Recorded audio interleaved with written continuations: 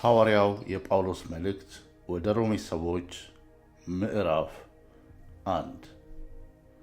ጳውሎስ የክርስቶስ ኢየሱስ ባሪያ ሐዋርያ ሊሆን የተጠራና ለእግዚአብሔር ወንጌል የተለየ። ስለዚህ ወንጌል በነቢያቱ በኩል በቅዱሳን መጻሕፍት አስቀድሞ ተስፋ ተሰጠ። ወንጌሉም ስለ ልጁ በሥጋ ከዳዊት ዘር ስለሆነ በቅድስና መንፈስ ደግሞ ከሙታን በመነሳቱ የእግዚአብሔር ልጅ መሆኑ በኃይል ስለተገለጠው ስለ ጌታችን ኢየሱስ ክርስቶስ ነው።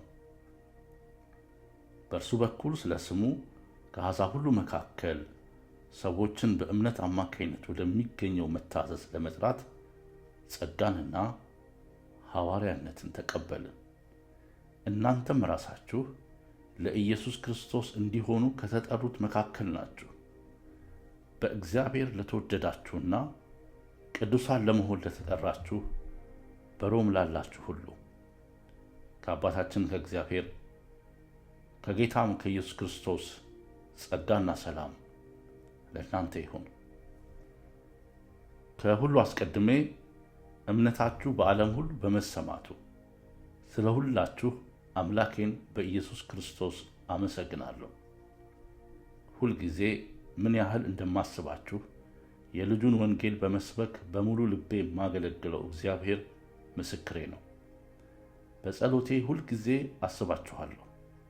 አሁን ደግሞ በመጨረሻ በእግዚአብሔር ፍቃድ ወደ እናንተ እንድመጣ መንገድ ይከፈትልኝ ዘንድ እጸልያለሁ። እንድትጸኑ የሚያስችላችሁን መንፈሳዊ ስጦታ አካፍላችሁ ዘንድ ላያችሁ እናፍቃለሁ። ይኸውም እናንተና እኔ በእያንዳንዳችን እምነት እርስ በርሳችን እንድንበረታታ ነው። ወንድሞች ሆይ በሌሎች አሕዛብ ዘንድ እንደሆነልኝ በእናንተም ዘንድ ፍሬ ለማግኘት ብዙ ጊዜ ወደ እናንተ ልመጣ አቅጄ ሳለሁ እስካሁን ድረስ ግን መከልከሌን እንድታውቁ እወዳለሁ።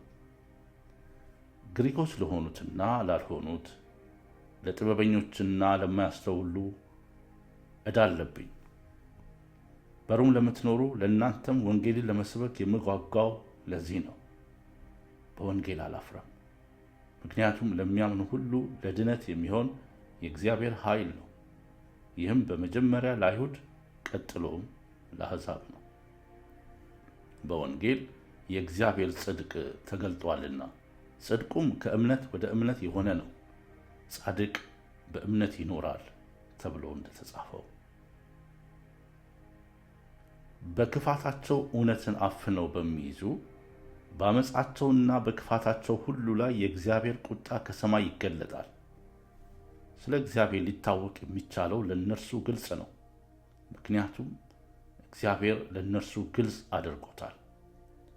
ዓለም ከተፈጠረ ጀምሮ የማይታየው የእግዚአብሔር ባህሪ፣ ይኸውም ዘላለማዊ ኃይሉና መለኮትነቱ ከፍጥረቱ በግልጽ ይታያል። ስለዚህ ሰዎች ማመካኛ የላቸውም። እግዚአብሔርን ቢያውቁም እንኳ እንደ አምላክነቱ አላከበሩትም፣ ምስጋናም አላቀረቡለትም። ነገር ግን ሐሳባቸው ፍሬ ቢስ ሆነ፣ የማያስተውል ልባቸው ጨለመ።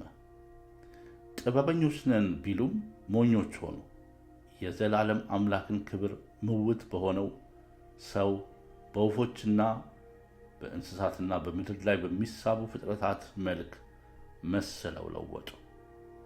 ስለዚህም እግዚአብሔር በኃጢአት በተሞላው የልባቸው ምኞት እርስ በርሳቸው የገዛ አካላቸውን እንዲያስነውሩ ቅድስና ለሌለው ሩካቤ ሥጋ አሳልፎ ሰጣቸው። የእግዚአብሔርን እውነት በሐሰት ለወጡ፣ በፈጣሪ ፈንታ ፍጡር አመለኩ፣ አገለገሉ። ፈጣሪም ለዘላለም የተመሰገነ ነው። አሜን። በዚህም ምክንያት እግዚአብሔር አሳፋሪ ለሆነ ምኞት አሳልፎ ሰጣቸው። ሴቶቻቸውም እንኳ ለባህሪያቸው የሚገባውን ግንኙነት ባህሪያቸው ላልሆነው ግንኙነት ለወጡ። እንደዚሁም ወንዶች ለባህሪያቸው የሚገባውን ሴቶችን መገናኘት ትተው እርስ በርሳቸው በፍትወት ተቃጠሉ።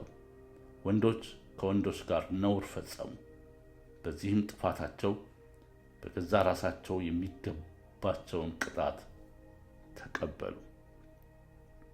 ከዚህ በላይ በሐሳባቸው እግዚአብሔርን ማወቅ አይጠቅምም በማለታቸው መደረግ የማይገባውን እንዲያደርጉ እግዚአብሔር ለማይረባ አእምሮ አሳልፎ ሰጣቸው።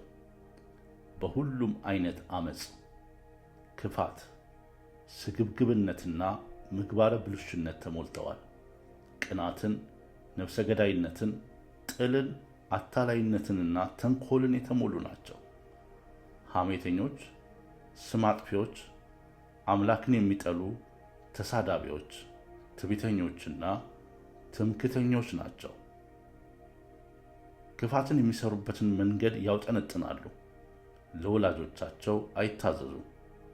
የማያስተውሉ፣ ውል የሚያፈርሱ፣ ርኅራኄ የሌላቸውና ጨካኞች ናቸው። ይህን የሚያደርጉ ሁሉ ሞት ይገባቸዋል የሚለውን ትክክለኛ የሆነውን የእግዚአብሔርን ሕግ ቢያውቁም እነዚህን ነገሮች ማድረግ ብቻ ሳይሆን እንዲህ የሚያደርጉትንም ያበረታታሉ።